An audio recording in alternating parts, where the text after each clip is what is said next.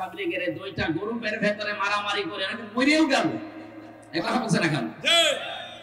আপনি কোন কারণে ছোটখাটো বিষয় নিয়ে মারামারি করেন? উম্মতের এই মহা দুর্যোগের সময় চলছে এখন। যারা ঐক্যে ফাটল ধরাতে চাইবে, মুসলমানদের ভেতরে দল পার্থক্য মত পার্থক্য করে করে যারা ছোটখাটো বিষয়ে বিভেদ তৈরি করবে যে ওর আকীদা ঠিক নেই, আরে ভাই তুই আকীদা যদি ঠিক করবি 15.5 বছর হয়েছে। এখন উম্মত এক জায়গায় হয়ে একটা চেষ্টা চালাচ্ছে, আর যত ফতোয়া তোমার এখন বের হচ্ছে, যে নামে আলেম দাবি করুক না কেন, যে দলের লোক গজনী এখন উম্মতের ভেতরে ফাটল ধরাতে চায়, বুঝবেন ওটা ইহুদি অথবা খ্রিস্টানদের টাকা পাচ্ছে, কোনো সন্দেহ। আমি মাওলানা মামুনুল হকের সাথে ছিলাম, উনি আমাকে মাঝে মাঝে বলতে, হামজা 3টা বছর আমরা এক জায়গায়, যে বাইরে থাকতে ভাবতাম কি আরে ভেতরে কি দেখছি, বাইরে আমরা টুপি নিয়ে মারামারি করি, অমুকের আকীদা নিয়ে মারামারি করি, আর ওরা ভেতরে আমাদের সব এক জায়গায় তালাবদ্ধ করে রেখেছে। বাইরে যদি যেতে পারি এগুলো সব পাল্টাবো, ছোটখাটো যা আছে যার যার জায়গায় থাক, অন্তত উম্মত যেন এক হতে পারে, এইটা কাজ চালাবো। এটা এখন দরকার সবচাইতে বেশি, কথা বলেন না কেন? এটার বিরুদ্ধে যদি জাতীয় মসজিদের ইমামও ফতোয়া দেয় তারও ক্ষমা নেই। উম্মতের এই যে এক জায়গায় হওয়া, এটা নফল না, এটা ফরজ। উনি তাবলীগ জামাত করে, আলহামদুলিল্লাহ, ভালো, মারহাবা। তাবলীগ করলে কোরআন দিয়ে করেন, আপনার সাথে আমরা আছি। কোরআনে কারিম বাদ দিয়ে যদি কেউ বানানো তাবলীগ করে, আমরা তার সাথে নেই। আজ উপরে ফিটফাট অনেকে দেখাচ্ছে মানুষকে, কিন্তু ভেতরে ওই ইহুদি খ্রিস্টানদের দোসর। এক কথা বলেন না কেন? এই যে ফরিদউদ্দিন মাসউদ নামে যে লোকটা, উপরে কিন্তু ফিটফাট ছিল, ঠিক চেহারা সরাত সবকিছু দেখতে ভালোই লাগছিল, ভেতরে দেখতাম ইহুদি আর খ্রিস্টানদের দালাল। ঠিক ওর কাছে কোনো কথা নেই, শুধু একামতে দিন যারা পালন করে তারা ওর শত্রু। কারণ এগুলো নিজে বলতো না, ওকে দিয়ে বলানো হতো। আর আসতে বলেন, ইসলামী দলের ভেতরে দেখেন তো, আজকে আমি যাদের সাথে আসছিলাম, ওই যে বিমানবন্দরে যেখানে বসেছিলাম, ওই জায়গায় দেখি 2 জন বসে বসে ফতোয়া দিচ্ছে। এই দেশে আল্লাহ এক, রাসূল এক, কোরআন এক, হুজুরদের ভেতরে এত দল কেন? আপনি ঠিকই বলিস, এত দল আপনি তৈরি করেন কেন? আহলে হাদিসের ভেতরে 7 দল, কয় দল? 7টা। তাবলীগের ভেতরে এখন 2টা। খালি বাংলাদেশে যারা একামতে দিন এই পৃথিবীতে কায়েম করতে চায়, তারা বিভিন্ন মতে থাকতে পারে, কিন্তু তাদের সব এক জায়গায়। ঠিক আপনি একটু মিলান দেখেন, সারা বাংলাদেশের সব জায়গায় জামাত ইসলামী বাংলাদেশের কোনো দল নেই, সব এক দল। আমরা তো এইটা চাই। এখানে যে যে দলে মতে আছেন, আপনারটা আপনার কাছে রাখেন। এদেশে দিন কায়েম করা ফরজ, এটার এখন সময় আসতেছে।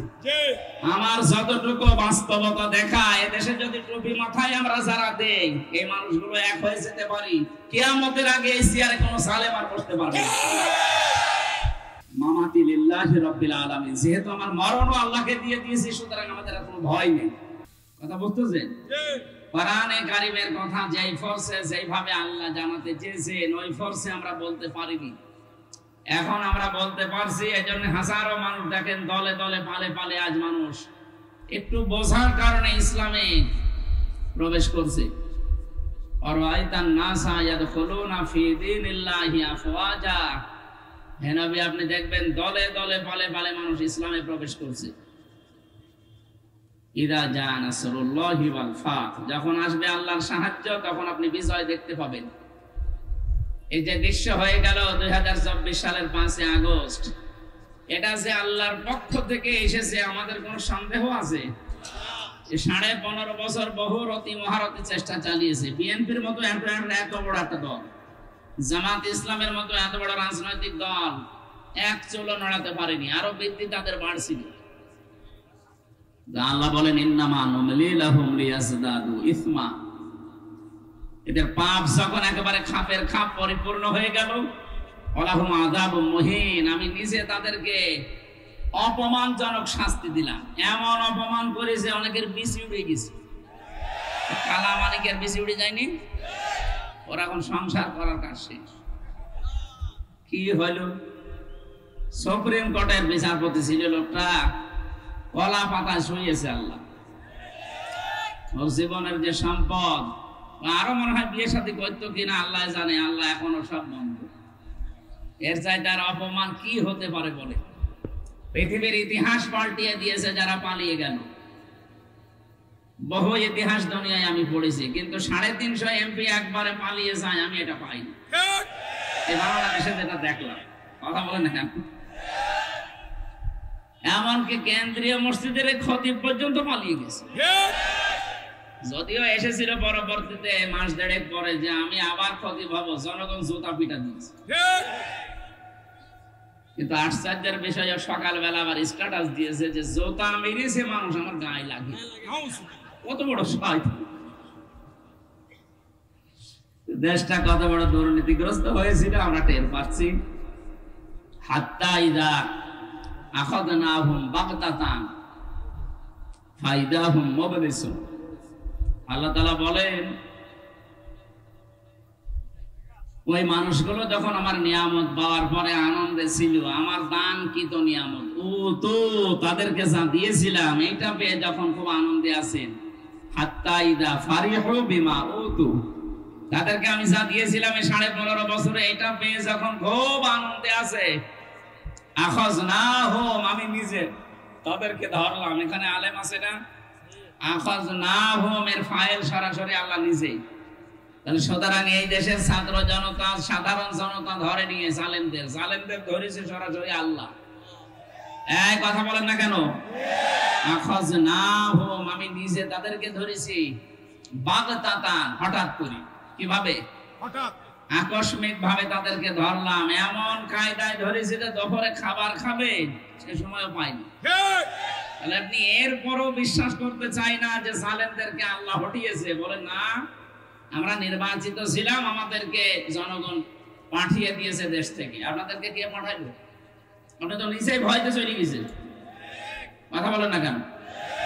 আপনাদেরকে পাঠানো লাগেনি, আপনি নিজে ভয় পেয়েছেন। আর মানুষ ভয় পায় কেন?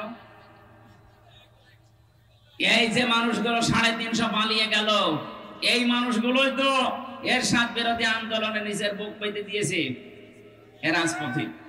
তখন তারা বুক পেতে দেওয়ার মতো ক্ষমতা, শক্তি, সাহস, নির্ভয় ছিল তারা। কিন্তু এই 2024 সাল পর্যন্ত 15.5 বছরে যা করেছে, এখন ওদের ভেতরে শুধু ভয় আর ভয়। এত দুর্নীতি করলে ভয় না করে করবেন কি? আপনি কি মানুষের তালিকায় আছেন? আর আয়না ঘরের সাথে যারা জড়িত ছিল এই মানুষগুলো মানুষের তালিকায় পড়ে না। টের পাচ্ছেন একটা মানুষকে, জীবিত মানুষ, মাটির নিচে 2-1 বছর 5 বছর না, 8.5 বছর, 9 বছর, 10 বছর, 14 বছরের মানুষও আমি পেয়েছি। আমি নিজেও তো ছিলাম কিছু কিছু মানুষ, তাদের নখ এত বড় বড় নখ, চুল, দাড়ি, গোঁফ দেখলে মনে আছে জঙ্গল থেকে বেরিয়ে আসতেছে। রাতের বেলা যখন আমার নিয়ে যেত, মাঝে মাঝে দেওয়ালের সাথে দেখতাম এই যে নখ দিয়ে এইভাবে খুশিয়ে খুশিয়ে লিখেছে মোবাইল নাম্বার, আর নিচ দিয়ে খুব কষ্ট করে লিখে দিয়েছে, ভাই যদি বাইরে কেউ যেতে পারে এই নাম্বারে একটু জানাবেন আমি বেশি আছি। এই সমস্ত কাজ কারবার করলে আপনার ভেতরে আল্লাহ ভয় তৈরি করবে না? করবে কি? নবীজি যেদিন এসে বলেছিলেন যে আমি ভয় পেয়েছি, আমাকে ঢেকে দাও, খাদিজাতুল কুবরা বলেছিলেন কাল্লা, কখনো না, আল্লাহি মা ইখজিকাল্লাহু আবাদান। আপনি ভয় পান কেন? কখনো আপনাকে আল্লাহ ভয় দেখাবে না, কারণ ভয় তো আল্লাহ তাদেরকে দেখাবে ইন্নাকা লা তাসিলুর রহিমা, যারা রেহেমের সম্পর্ক ঠিক রাখে না। আপনি তো রেহেমের সম্পর্ক ঠিক রাখেন। রেহেম মানে রক্ত, রেহেম মানে মায়ের যেখানে বাচ্চা থাকে, রেহেম মানে আত্মীয়তা। বুঝতেছেন? এই পৃথিবীতে যারা আত্মীয়তার সম্পর্কগুলো ঠিক রাখে, তাদের অন্তর থেকে ভয় আল্লাহ দূর করে দেয়। এক কথা বলেন না কেন? অথচ ওনাদের আমরা আত্মীয় ছিলাম না। যদি বলেন না কোথায় গোপালগঞ্জ, কোথায় কুমিল্লা, আমাদের কুমিল্লার নাম শুনে বিভাগ দিতে চাইনি, কিসের আত্মীয়? আরে ভাই আমরা সব আপা বলে ডাকি, সে যেভাবেই হোক আমাদের আপা না। রংপুর বিভাগে গেলে ওরা ভাবি বলে ডাকি, কারণ ওনাদের পুত্রবধূ ওইটা। আমাদের এখানে তার বিয়ে হয়নি, আমার বাড়িও এখানে নাই, এই জন্য আমরা কি বলি? আমাদের বাবার মেয়ে বউ। এই হিসাবে তো অন্তত একটা আত্মীয় হয়ে গেল। কথা বলছেন? এই আত্মীয়তার সাথে আপনি কি করলেন বলেন? একটা বিভাগ দেবেন কুমিল্লা নামে, তাও দিবেন না। ওখানে মোশতাকের বাড়ি, মোশতাকের বাড়ি এখানে, আর আল্লাহর ওলি আর কেউ নেই এখানে। বাহারের বাড়ি কোথায়?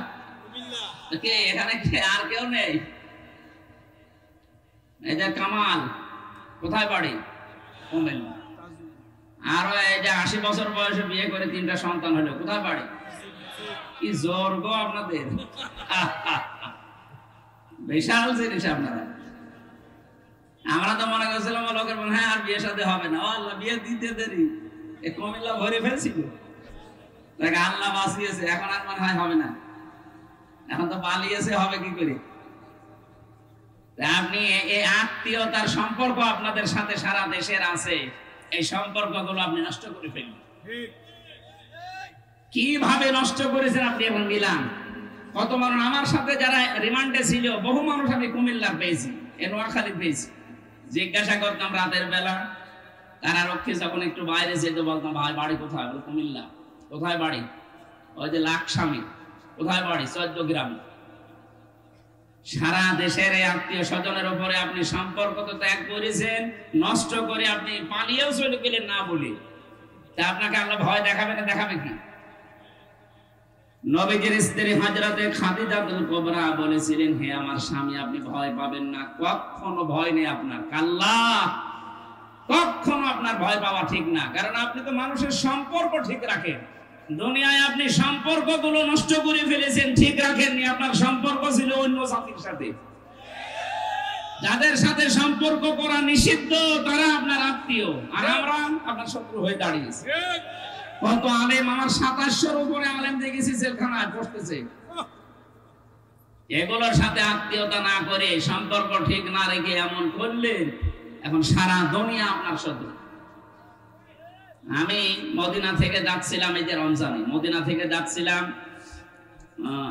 আবু সাইদের খবর দেখার জন্য। বদরে যে ড্রাইভার নিয়েছি, মদিনার স্থানীয় ড্রাইভার, আমি প্রথমে ভাড়া মিঠালাম যে কত টাকা নেবে।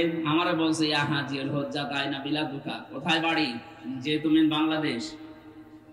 বলছে হারামি। হারামি মানে? আপনাকে বলি না, আপনার দেশে যে দায়িত্বে আছে ওটা একটা হারাম। ও ঠিক আছে, আপনি আরো গালি দেন, কিন্তু আমাকে আপনি হারাম বলবেন না। আপনি ওই দেশে বাস করেন, এই জন্য আপনাকে দিয়ে আমি ওনারে বলি। অথচ লোকটা জীবনে ওরা কোনোদিন চোখেও দেখিনি। ওই মোবাইলে, ইন্টারনেটে, হোয়াটসঅ্যাপে, এই সমস্ত জায়গায়, ইউটিউবে দেখে যে কাজ কারবার গুলো, আয়না ঘরের নাম যখন শোনে তখন বলছো হারাম। হারামি মানে বাংলায় কি? না, ওটা বলার দরকার নেই ভাই, দিনকাল ভালো এখনো হয়নি, আর একটু ভালো হোক। যেমন ও যা বোঝাতে চেয়েছে বুঝলেই হবে। সারা পৃথিবীতে যে কয়েকজন মানুষের নাম শুনলে এই মানবতা ঘৃণা করে, তার ভেতরে ওনার নাম একটা আছে। 1 নম্বরে নাম পেয়েছে আমি হিটলারে। হিটলার। 2 নম্বরে চেঙ্গিস খান। কি সুন্দর সুন্দর নাম না? বলছে জি, নাম তো সুন্দর। না না, চেঙ্গিস খান একটা নাম হইল, হিটলার নাম শুনে বোঝা যাচ্ছে মানুষ এখন কিছু করলেই বলে বড় হিটলার তো। এরপরে উনি যার কাছে গিয়ে আশ্রয় নিয়েছে ওনার নামও আছে, ওই যে আজ পালিয়ে গেল ওনার নাম আছে, আরো 2 জনের নাম আমি পড়েছি ইতিহাসে। এগুলো দেখতে পাচ্ছি সারা পৃথিবীতে এই 6 জন মানুষ ঘৃণার তালিকায় আছে। আল্লাহ এমনি এগুলো তৈরি করে না, মানুষের জুলুম যখন একেবারে পরিপূর্ণ হয়ে যায় সৃষ্টি জগতের ভেতরে, তার প্রতি আল্লাহ একটা ঘৃণা তৈরি করে দেয়। আমরা কি ওই রকম সামনে কিছু করব না? অনেকে এগুলো করার জন্য বুক বেঁধে আছে যে আগে চেয়ারে বসে দেখেন কি করি না। যদি এগুলো আবার রিপিট করেন কেউ, তাকেও আল্লাহ পৃথিবীর বাসীর সামনে ঘৃণিত বানিয়ে দেবে। কথা বলেন ঠিক কিনা? আল্লাহ বলেন বাগতাতান, আমি ধরেছি তাদেরকে আকস্মিক ভাবে, ফাইদাহুম মুবলিসুন, তারা হতাশ হয়ে গেছে। আমার তো মনে হচ্ছে 1500 বছর আগে আয়াত নাযিল হওয়া না, এই 2024 সালের 5 আগস্টে 1:30টার সময় আয়াতটা নাযিল হয়েছে। হাত্তা ইযা ফারিহু বিমা উতু, যখন তাদের দানকৃত বস্তু পেয়ে তারা আনন্দে আত্মহারা হয়ে আছে, আখাযনাহুম বাগতাতান, হঠাৎ আমি তাদেরকে ধরলাম, ফাইদাহুম মুবলিসুন, এই মানুষগুলো হতাশ হয়ে গেল। এদের চেহারার ভেতরে এখন হতাশা ছাপ আছে না নেই? আছে। এদেশে মানবতার ফেরিওয়ালা নাম নিয়ে দালালি করতো, সেটা এই যে সুমন এটা বাটপার। পরে যে ব্যারিস্টার সার্টিফিকেট দিয়েছে তারা আর এক বাটপার। ওর মতো মানুষকে আপনি ব্যারিস্টার সার্টিফিকেট দিলেন কি করে? ওর বিবেকই তো কাজে লাগে না। মানবতার ফেরিওয়ালা এই দেশে যদি কাউকে বলতে হয় তাহলে ডাক্তার শফিকুর রহমানকে বলা যায়। জেল থেকে বের হওয়ার পরে মানবতার ফেরিওয়ালা বাড়িতে গিয়ে নিজের বউ ছেলে মেয়ের কাছে না গিয়েছে, সরাসরি মানবতা কোথায় বিপন্ন সেখানে। আপনি যার জীবনের সাথে কাজের মিল আছে তাকে তো নাম দিতে পারেন।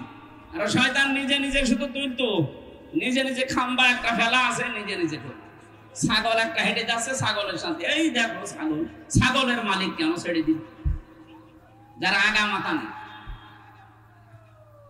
এখানে আমাদের উচিত হচ্ছে জুলুমের এই যে দৃশ্যগুলো আমরা দেখলাম, আমরা যেন সাবধান হই।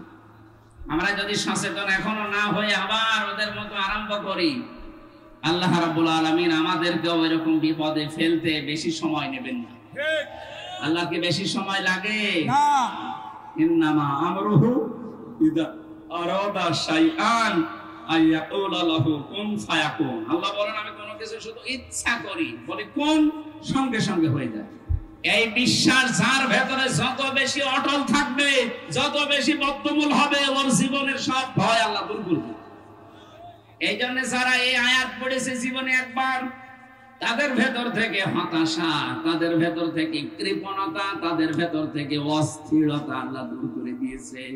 কোন আয়াত? যেটা আমরা পড়লাম।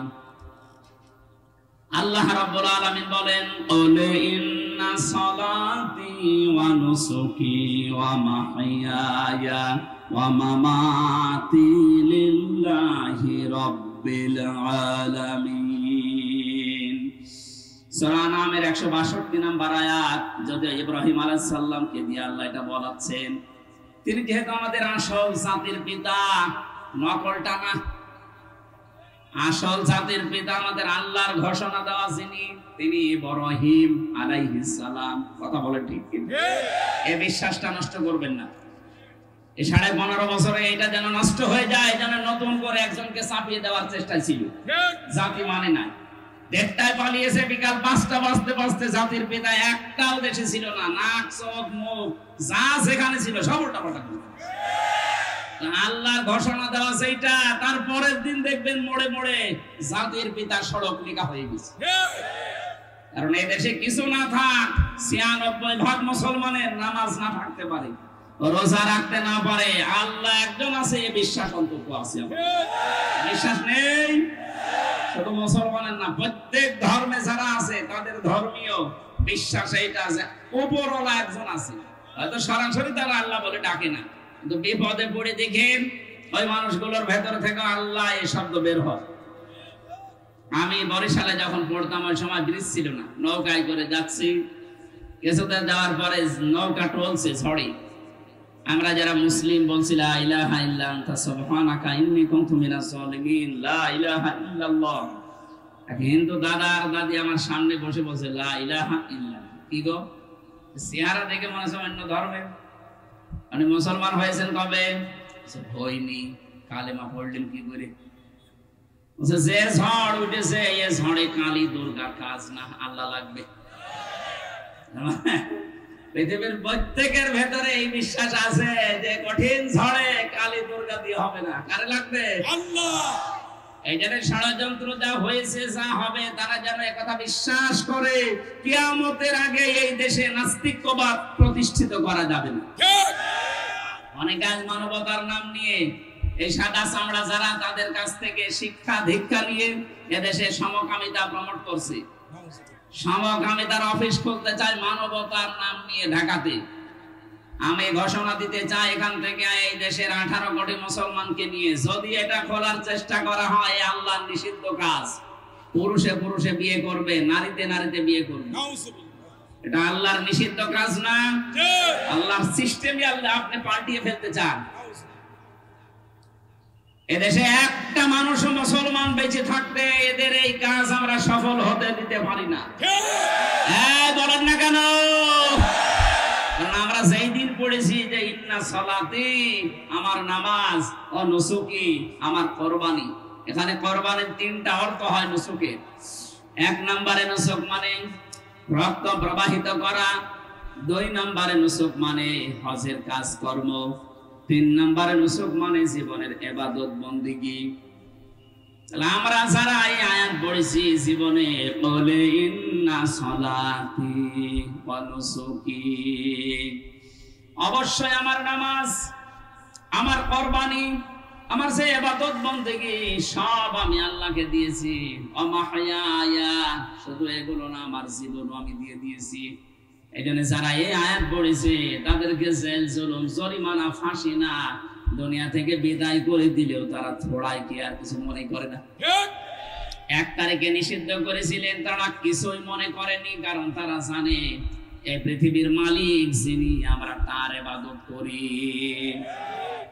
ওনাদেরকে আপনি নিষিদ্ধ করেছিলেন ওনাদের নিজেদের দোষে না, করেছিলেন আল্লাহর একটা একাত্মবাদের পরিচয় তারা দিত।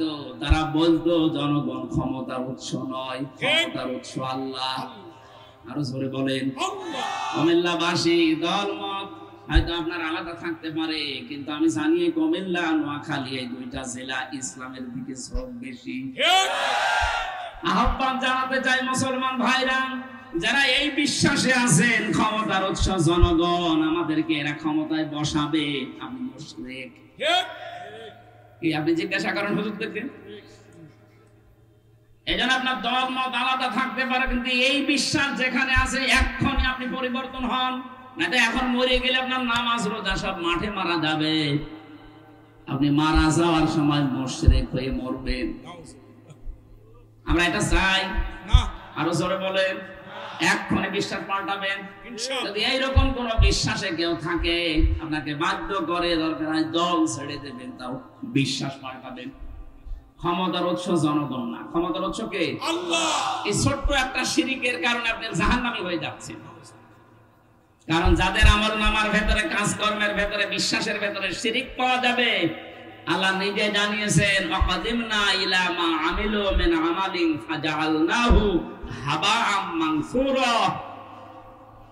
যার আমল নামার ভেতরে যদি শিরিকের কোনো গন্ধ পায়, ওটা মুখের উপরে নিক্ষেপ করা হবে। বলেন নাউজুবিল্লাহ। এই আয়াত অনুযায়ী বাংলাদেশে 96% মুসলমান আমরা অনেকে এই শিরিকে আছি। আবার বলেন তো ক্ষমতার উৎস কে? আল্লাহ। এই বিশ্বাসকে পরিবর্তন কেউ করতে পারবে আমাদের? এজন্য আমার জীবন আমি দিয়েই দিয়েছি। যেই দিন আমি পড়েছি ও মাহইয়া ও মামাতি, শুধু জীবন না, আমার মরণও আমি দিয়ে দিলাম। প্রশ্ন আসতে পারে, মরণ দিয়ে আপনি কি করবেন? মানুষের যেহেতু সর্বশেষ ভয় দেখানোর জায়গায় মরণ, এই তোরা কিন্তু মেরে ফেলবো, এটা বলে না? আল্লাহ বলেন তো, বল যে আমার মরণও আল্লাহর জন্য। যে মানুষগুলো এরকম বিশ্বাস নিয়ে জীবনকে পরিষ্কার পরিচ্ছন্ন করে মরণ পর্যন্ত যেতে পারবে, কি হবে তাদের ভাগ্যে জানো? আল্লাযীনা তাতাওয়াফাহুমুল মালাইকাতু